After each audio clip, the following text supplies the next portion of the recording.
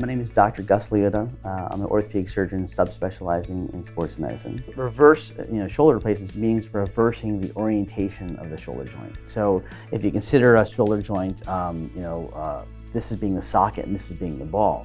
Well, I actually take the socket, I grind it down, I put a metallic base plate with some screws to secure it, and then I put a ball on that.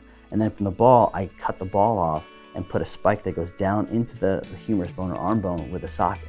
So now the ball and socket joint has become a ball and socket joint on the other side. It traditionally was made for people who have what we call rotator cuff arthropathy. And that is a rotator cuff that's failed and the joint has now gone arthritic or having so much joint wear that a traditional joint replacement wouldn't work. You need your rotator cuff to forward flex your arm or to rotate your arm. And the reverse shoulder actually allows your deltoid, which is the muscle, which is traditionally an accessory mover of your arm, to be the prime mover of your arm. So when I use a traditional reverse shoulder, around 3 months is when I think I can get back to the majority of the range of motion and strength.